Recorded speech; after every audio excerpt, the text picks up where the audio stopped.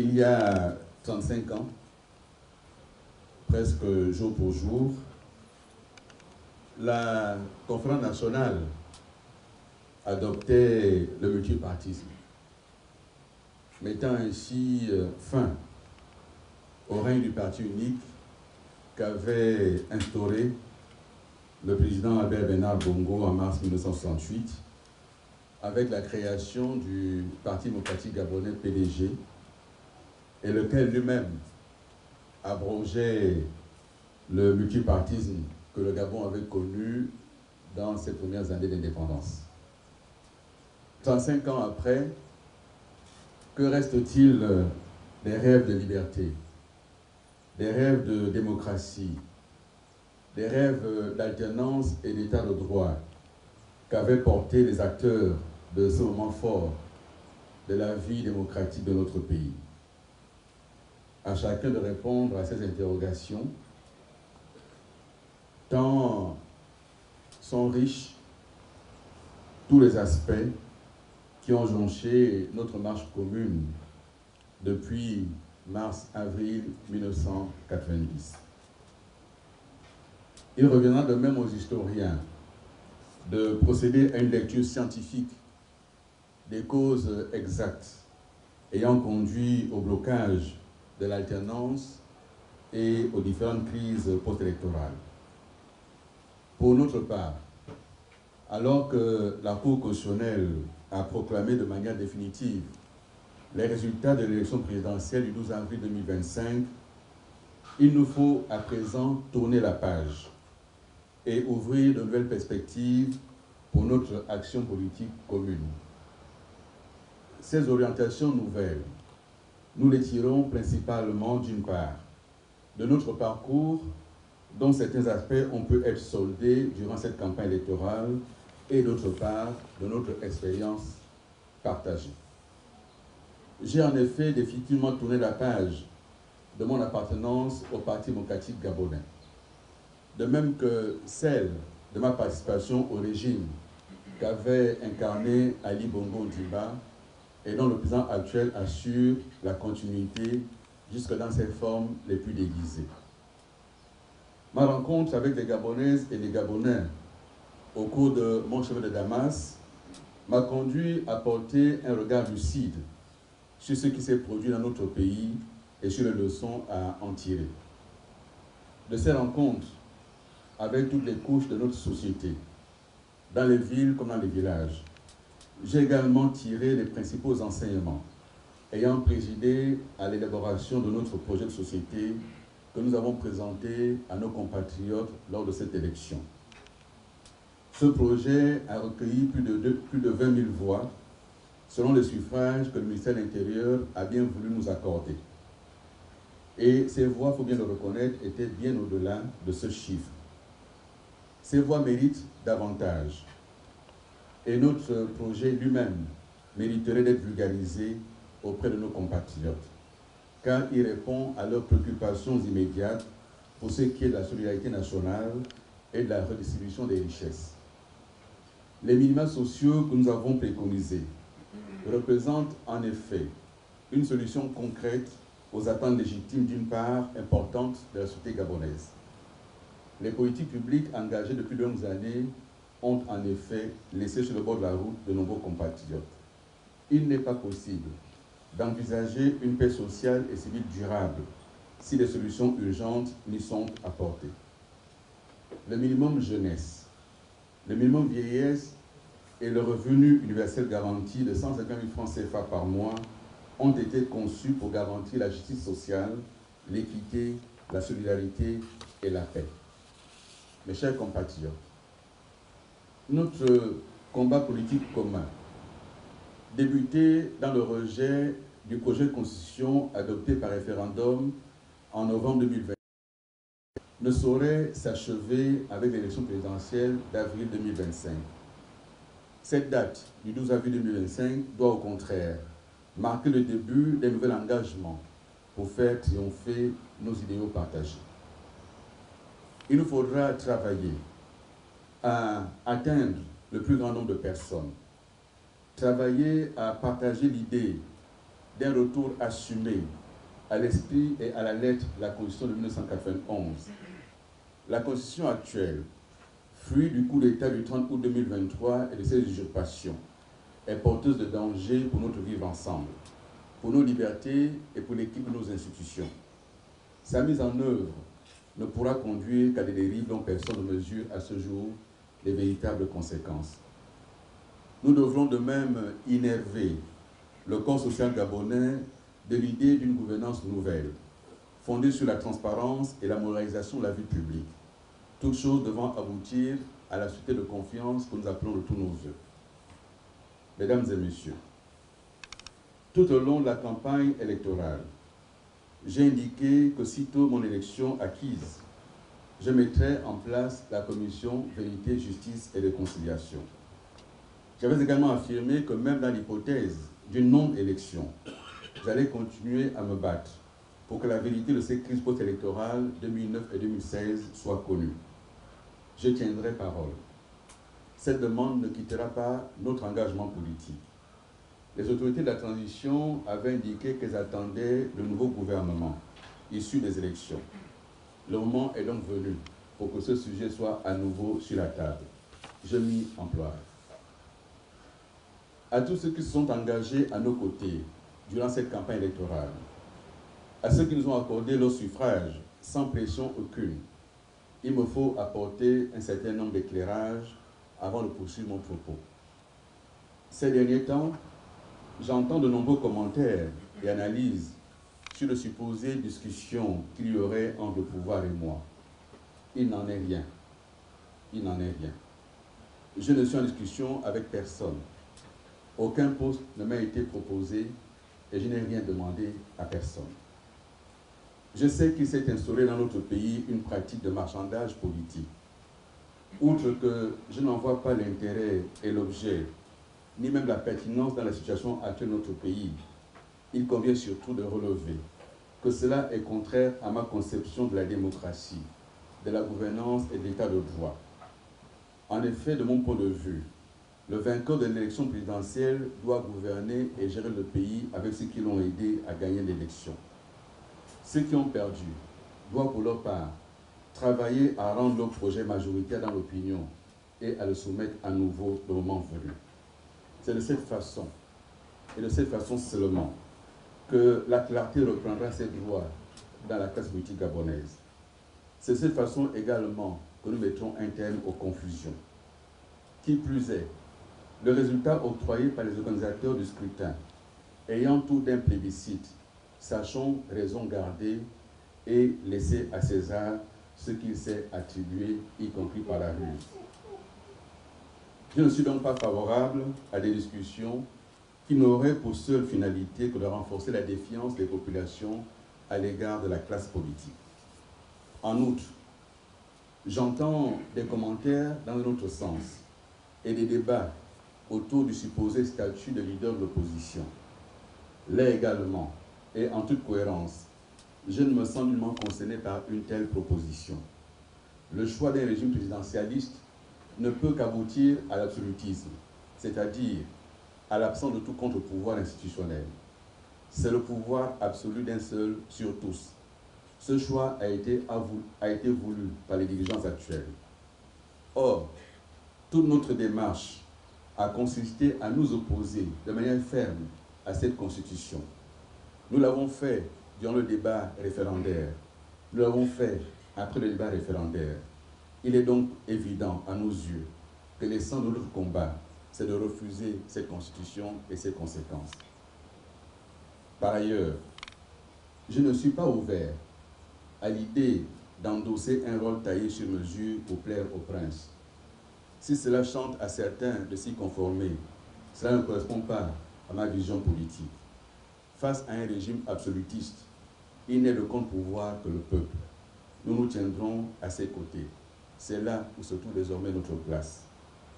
Mes chers compatriotes, les suffrages que nous avons obtenus de nos compatriotes nous obligent.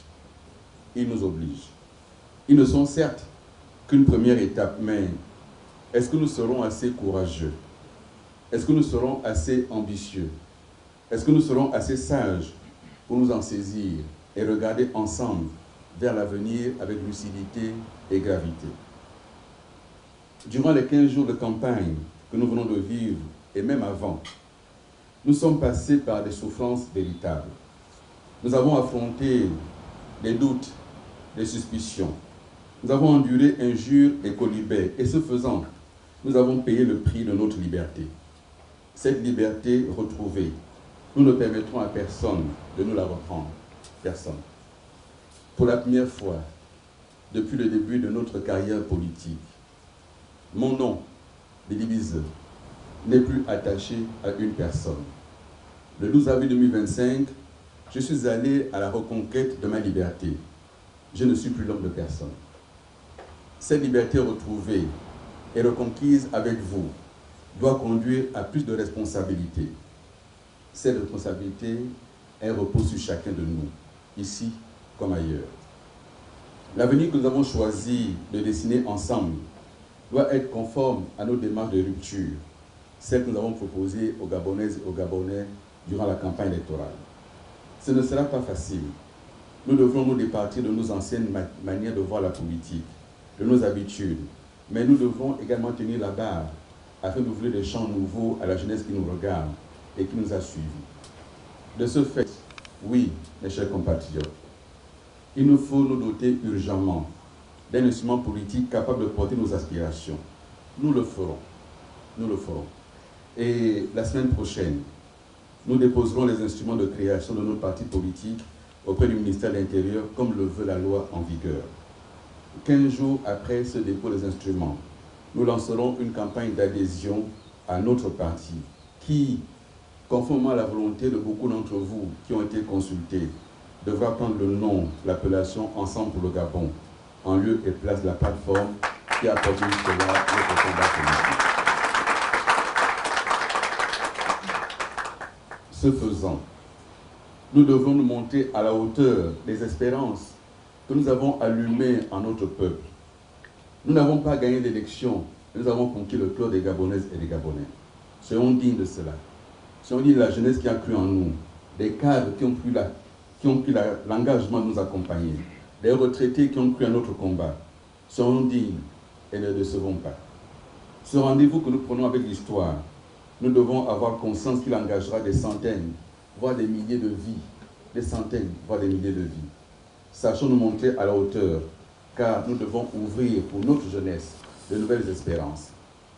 En refermant la page du 12 avril 2025, c'est aussi une époque qui pour nous se referme. Le moment est arrivé d'ouvrir une page nouvelle de notre histoire commune. Je m'y engage et je compte sur le soutien de chacun de vous. Je m'y engage en sollicitant la bénédiction de Dieu sur notre pays. Que Dieu bénisse la République, qui bénisse le Gabon. Vive le Gabon debout, immortel et éternel. Je vous remercie.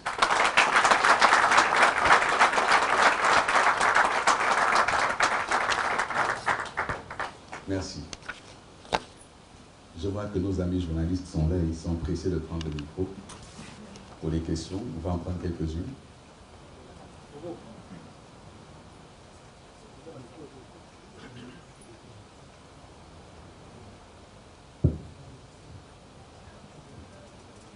Qui sera le premier de cordée? François Duc ne veut pas. À tous seigneurs, tout honneur. Bonsoir, Monsieur le Président. Vous dites que le 12 avril, c'est derrière, il faut regarder devant. Et également, pas de marchandage, en tout cas dans les réseaux sociaux, beaucoup en parlent. Mais au vu des impératifs, au vu des difficultés, est-ce qu'un cabinet d'ouverture, est-ce que faire appel à la riche, je souligne bien, riche expérience du président Alain-Claude Billy-Bizet, c'est faire vraiment injure à votre vision du Gabon? Est-ce que fermer la porte de l'ouverture, ce n'est pas un peu nager à contre-courant? Parce qu'au vu des difficultés du Gabon, ce n'est pas très sûr qu'une seule personne puisse avoir toutes les solutions. Mais vous connaissez le sens du plébiscite. Le plébiscite veut dire qu'on a besoin de personne.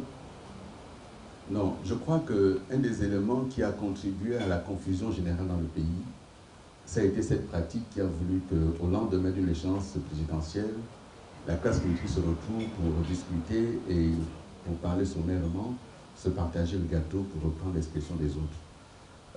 Je ne suis pas dans cette vision. Cette vision a fait beaucoup de mal à notre pays, a causé beaucoup de tort à la compréhension que les Gabonais ont de la vie politique.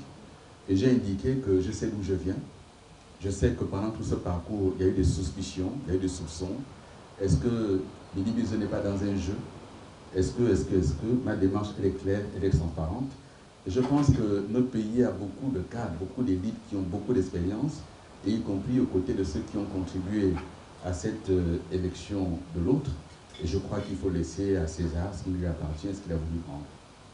Permettez-moi d'insister. Vous êtes arrivé, selon les résultats du ministère de l'Intérieur, deuxième. Donc, de facto, vous êtes le porte-étendard de l'opposition. De facto. Là encore, ne pas vouloir endosser cette veste, est-ce que ce n'est pas quelque part se débiner de vos responsabilités devant vos compatriotes qui vous ont placé en seconde position? Je n'étais pas candidat pour le numéro 2. J'étais candidat pour être élu. Je ne l'ai pas été, ça veut dire que les compatriotes à qui j'ai soumis un projet n'ont peut-être pas été tous au courant de ce projet.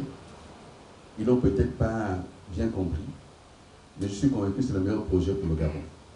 Et la place qui va être la mienne dans les semaines, les mois, les années à venir, va être de travailler pour que ce projet soit connu des Gabonaises et des Gabonais, qu'il soit partagé par les Gabonais et qu'il devienne majoritaire dans le pays.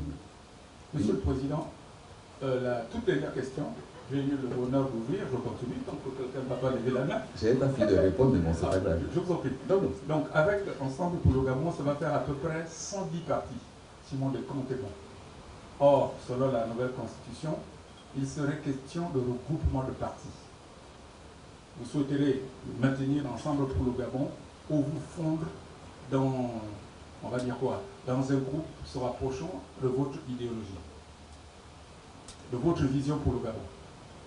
Cette constitution a été adoptée, je respecte cela, mais il ne vous a pas échappé que je l'ai combattue, y compris pour ces raisons-là. La liberté, c'est le principe. La camisole de force pour des partis politiques qui seraient obligés de se regrouper par je ne sais quelle idéologie, je ne sais pas ce que ça veut dire, et donc on va déposer nos demandes de statut au ministère de l'Intérieur, notre demande de reconnaissance du parti, on va déposer, et on verra. Mais dans tous les cas, nous mènerons ce combat. Personne ne mettra personne dans une camisole de force. Merci.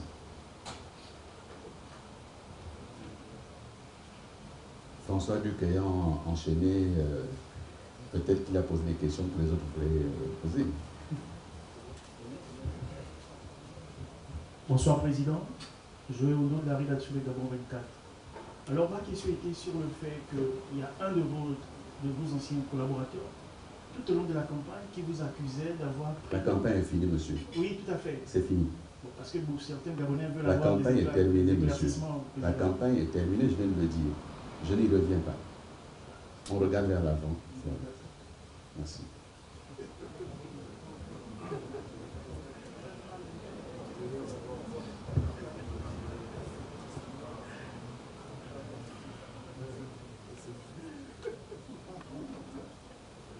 Bien, s'il n'y a plus de questions, je vous remercie. Je vous invite à encore François Duc.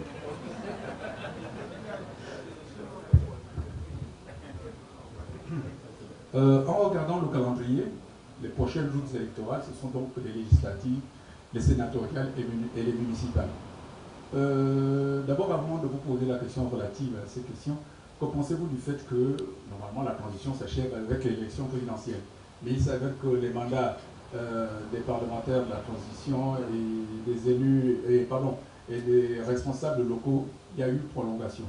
Que pensez-vous de cette prolongation? Et ensuite, pour Ensemble pour le Gabon, est-ce que les législatives qui se pointent à l'horizon, ça va être le second rendez-vous avec l'histoire? Là, vraiment, j'ai terminé. Bon, d'abord, ne parlons pas de mandat, déjà. Ensemble pour le Gabon, en décembre 2024, le 18 décembre 2024, a pris position sur la question du calendrier de fin de la transition.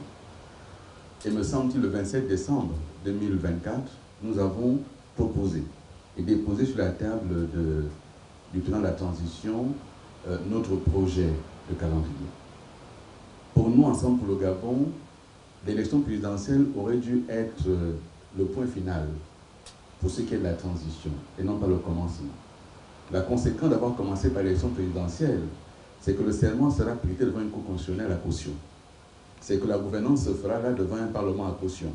Et donc la transition se poursuit et n'est pas terminée. Elle sera terminée quand on aura renouvelé de manière démocratique les autres institutions.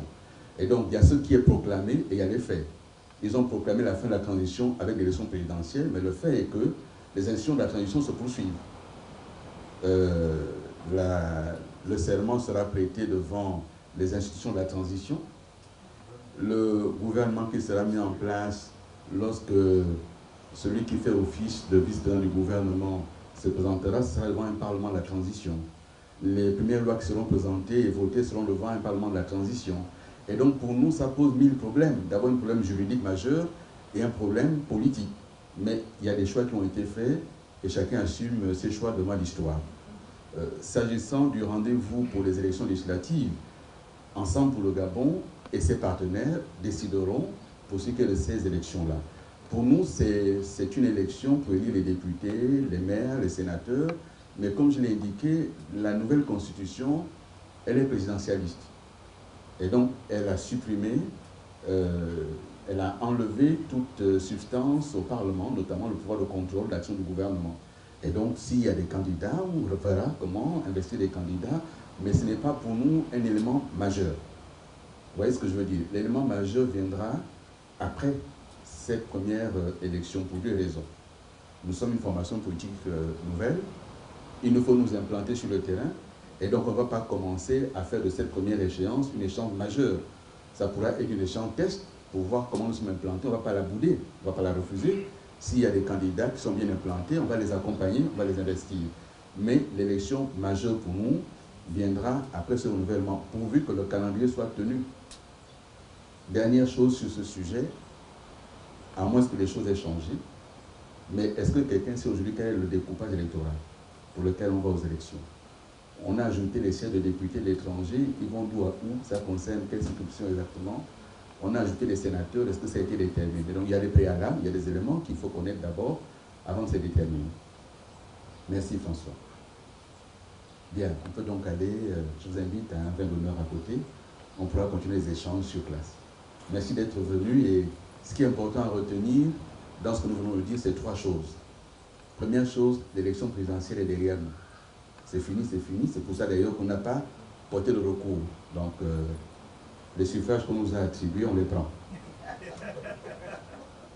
La deuxième chose, c'est qu'en respect de ces suffrages attribués, et après avoir écouté les compatriotes, nous devrons porter notre projet politique à travers un instrument dédié, donc un parti politique.